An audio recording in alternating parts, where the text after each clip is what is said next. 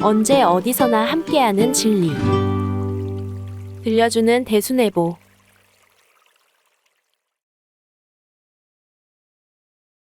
전경 속 등장인물들의 인연 1. 전경에는 상제님과의 인연이 된 여러 인물이 등장한다. 이들은 언제, 어디서, 어떤 인연으로 상제님과 만남이 이루어졌던 것일까? 이러한 궁금증을 풀어보기 위해 전경 속에 등장하는 인물들을 시기별로 나누어서 소개하려고 한다. 이들은 상제님의 가족과 이웃 그리고 상제님의 행적 중에 인연이 되었던 인물들이다. 첫 회인 이번 글에서는 상제님께서 강세하신 1871년 신민년을 시작으로 3년간 주유를 떠나신 1897년 정유년까지 등장하는 인물들이다. 이 중에서 인연 관계가 잘 드러나는 이들을 중심으로 살펴보고자 한다. 먼저 상제님과 가장 가까운 인연은 가족들이다. 상제님의 부친, 모친 두 동생과 부부 인연으로 만나게 되는 정씨 부인과 부인의 동생 정남기 등이다. 상제님의 부친은 진주 강씨 42대 손으로 휘는 문외이며 자는 흥주이시다. 상제님께서 강세하실 때 부친은 26세였다. 양반 집안이었으나 살림이 넉넉지 않아서 생계를 유지하기 위해 부친은 1880년에서 1882년 사이에 갱망리 마을 앞에서 주막을 운영하셨다고 전해온다. 전경에서는 부친이 공사에 참여하신 구절은 보이지 않는다. 다만 상제님께서 부친의 거백을 제거하기 위해 평생 잘못된 일을 빠짐없이 기록하도록 하시고 이 글을 보신 후 이제 잘못된 과거는 다 풀렸으나 집신을 더 삼아야 한다. 라고 말씀하신 내용이 나온다. 부친은 그 말씀에 따라 1905년부터 1912년까지 8년간 집신을 삼으셨다고 한다. 또 상제님께서는 부친에게 종도들로부터 물품이나 그 밖에 도움을 받지 말라고 하셨는데 한 종도가 본댁에 좀 나은 집을 사드렸던 일이 있었다. 이를 아신 상제님께서는 내가 어찌 나의 부친에게 허물을 만들어 드리느냐. 내가 항상 형편을 살피고 있으니 너희들이 부친을 도울 생각이 있으면 나의 허락을 얻어 행하라. 라고 하셨던 일화가 있다. 상제님의 모친은 안동권 씨이며 이름은 양덕이시다. 상제님의 외가는 고부군 담내면 서산리로 본댁과 약 4km 떨어진 곳에 있다. 모친이 친정에 가셨을 때 하늘이 남북으로 갈라지며 큰 불덩이가 몸을 덮으면서 천지가 밝아지는 꿈을 꾸신 후 13달 만에 상제님을 낳으셨다고 한다. 모친은 초가삼간에 넉넉지 않은 살림을 꾸려가기 위해 모시배를 짜셨는데 상제님께서 13세 때 이와 관련된 일화가 행록 1장에 나온다. 상제님께서 유덕안과 함께 모친이 짠 모시배를 정읍장에 팔러 가셨다가 모시를 잃어버렸는데 다음날 홀로 고창장에 가셔서 잃었던 모시배를 찾아서 팔고 돌아오셨다는 내용이다. 상제님께서는 모친을 통해 공사를 보시기도 하셨다. 1904년에 모친에게 장삼을 입혀 자리에 앉게 하신 다음에 쌀서말로 밥을 지어서 사방에 흩으시고 문수보살의 도수를 보셨다. 상제님께는 두 동생이 있었는데 강영학과 누이 동생 선돌부인이다. 진주강씨 족보에 아우 영학의 이름이 기록되어 있지 않아서 출생연도는 알 수 없다. 하지만 상제님께서 1894년과 1897년 두 차례에 걸쳐서 글방을 여셨을 때 그가 글을 배웠던 사실을 생각해 보면 상제님과 나이 차이가 꽤 있었던 것으로 짐작된다. 전경에서 영학과 관련된 구절을 살펴보면 상제님으로부터 학이 그려진 부채를 받고 일어난 이야기가 나온다. 1903년경에 상제님께서는 영학에게 부채를 주시며 집에 가서 부치되 너는 칠성경의 무곡 파곤까지 읽고 또 대학을 읽으라. 그러면 도에 통하리라. 라고 일러주셨다. 그는 본댁으로 가는 길에 정남기 집에 잠깐 들렀다가 부채를 정남기의 아들에게 빼앗긴 뒤 그 부채에 관해 이야기해 주었다. 그리고 정남기의 아들이 대학을 읽고 이 부채를 이용하여 실력을 부리게 되자 정남기는 상제님의 도력을 빼앗으려고 하였다. 이를 아신 상제님께서는 그를 꾸중하시고 그 아들의 실력을 거두셨다는 내용이다. 이렇게 강영학은 평소에도 도술에 관심이 많아서 이를 배우고 싶어 했다. 그래서 그는 고문진보에 실린 황주 중록이와 엄자릉 묘기를 즐겨 읽었다. 상제님께서는 죽은 사람을 추모하는 제문인 그러한 글 대신에 대학을 읽으라고 그에게 말씀하셨으나 영학은 듣지 않았다. 상제님께서는 그에게 골폭 사장 전유초. 뼈는 모래밭에 드러나 풀로 엉켜 있고. 혼반 고국 조무인. 혼이 고국에 돌아가도 조상할 사람이 없어라. 라는 시를 그에게 보내기도 하셨는데 이는 강영학이 죽게 될 것임을 말씀하신 것이다. 이후 그는 도술을 배우기 위해 술서를 공부하다가 결국 1904년 갑진년 2월에 세상을 떠났다. 선돌 부인의 본명은 강율이다. 그녀는 일찍이 고부 입성리 사람 박창국에게 시집을 갔다. 하지만 박씨가에 출가한 지 10여 년이 넘도록 후손을 낳지 못해 심한 박대를 받았다고 한다. 1905년 을사년 8월 어느 날 상제님께서 박창국의 집에 며칠 동안 머물고 계셨는데 마침 선돌 부인이 맨발로 풀밭을 걷고 있었다. 이를 본 상제님께서 독사에게 물릴까 걱정하시고 길게 휘파람을 부셨는데 그때 독사 한 마리가 풀밭에서 머리를 든 채 나타났다. 마침 밖에서 들어오던 박창국이 독사를 보고 놀라 상장으로 뱀을 죽였다. 죽은 독사의 피를 맨발로 다니던 누이가 밟고 해를 입을까봐 상제님께서는 그 뱀의 피를 손수 밟아 도끼를 제거하셨던 일이 있었다. 상제님께서는 박창국의 집에서 나와 별거하던 선돌 부인을 걱정하여 1908에서 9년경 정읍마동에 살 집을 마련해 주셨다. 그리고 이때 누이에게 봉서를 맡기시며 을미생이 정월 보름에 찾을 것이로다. 라는 말씀을 늘 하셨다고 한다. 1891년 상제님께서 21세가 되시는 해에 성혼하셨는데 아내로 맞이한 사람은 금국은 초처면 내주동에 살던 하동정 씨로 이름은 치순이다. 당시 나이는 18세였다고 한다. 상제님께서 성혼하시기 전 신동이라는 소문에 40여 군데에서 중매가 들어왔다.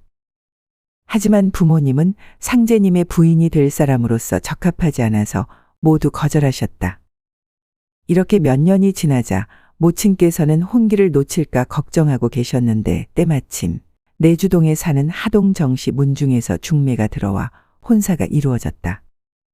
전경에 정 씨 부인이 등장하는 일화는 상제님께서 대원사에서 49일 공부를 마치실 때였다.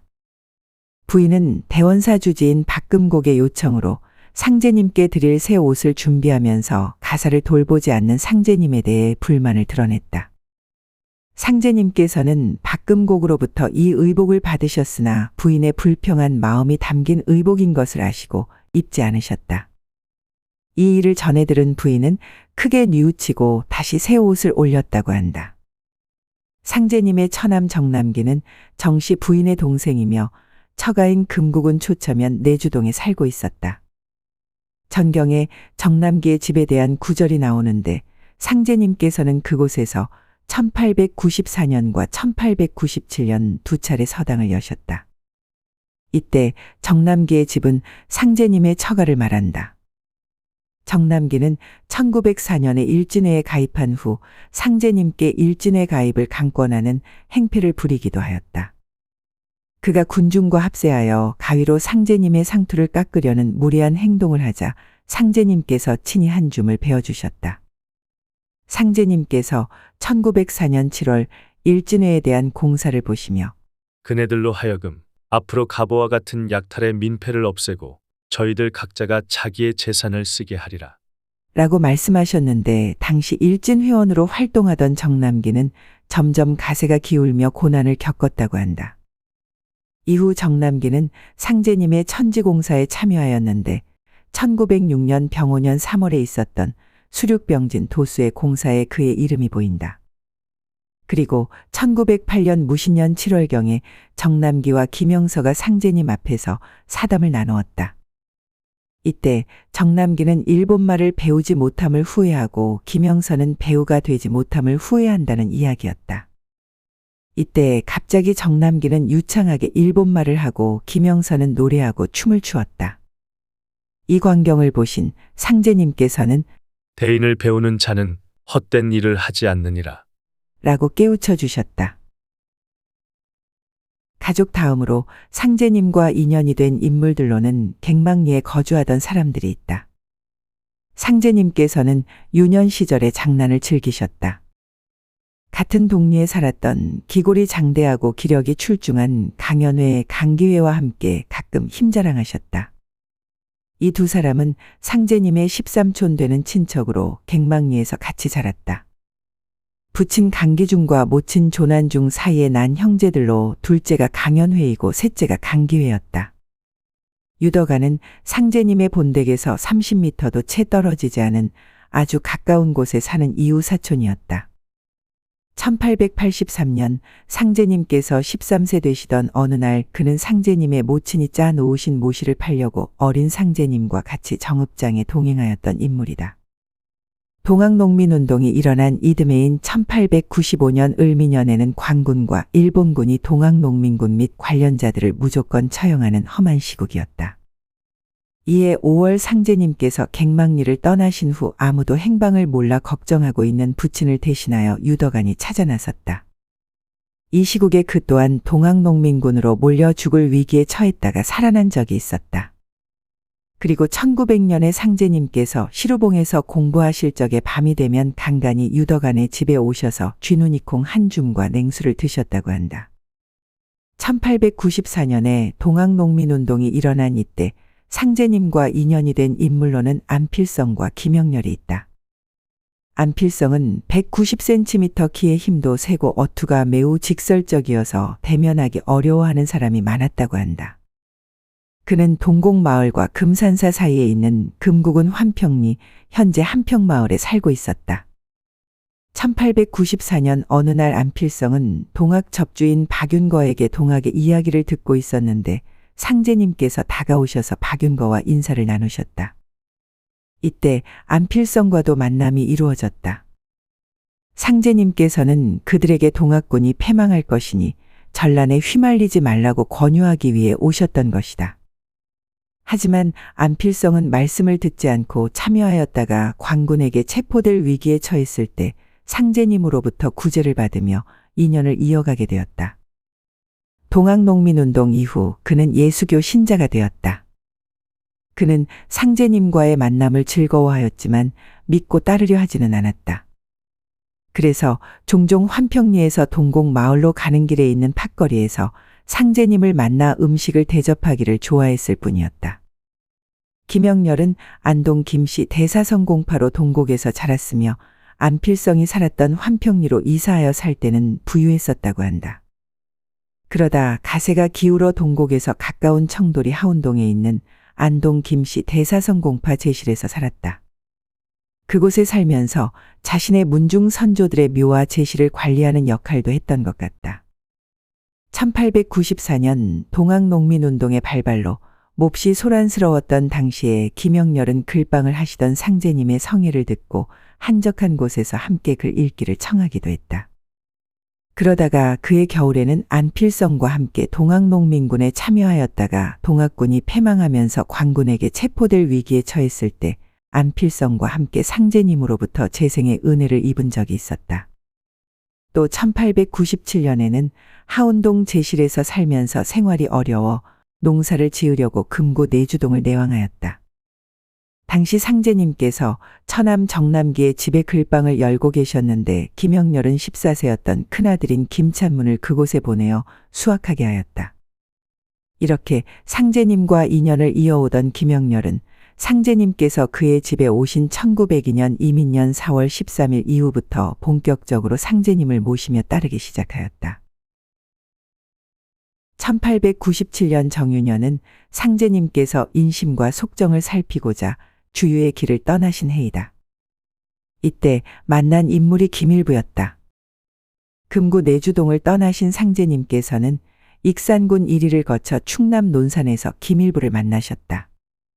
그는 60세가 되던 1885년에 정역을 완성하고 68세가 되던 해인 1893년 2월부터 계룡산의 한 줄기인 향적산국 사봉에 응거하고 있었다. 상제님을 뵙기 전 어느 날 그는 꿈을 꾸었는데 하늘에서 온 사자로부터 상제님과 함께 옥경에 오르라는 천존의 명을 받고 요운전에서 천존을 배할하였다는 것이다. 그 후 상제님의 방문을 맞이한 그는 요운이라는 호를 드리며 공경하였다고 한다. 상제님께서는 1902년 4월에 명부공사를 착수하시며 천국명부를 기밀부로 하여금 주장하도록 공사를 행하셨다. 지금까지 상제님께서 강세하신 1871년부터 1897년 주유를 떠나시던 해까지 전경에 등장하는 몇몇 인물들의 인연을 정리해 보았다. 다음 회에서는 3년 주유를 마치고 돌아오신 1900년부터 1902년까지 등장하는 인물들의 인연을 살펴보도록 하겠다. 전경 속 등장인물들의 인연 1.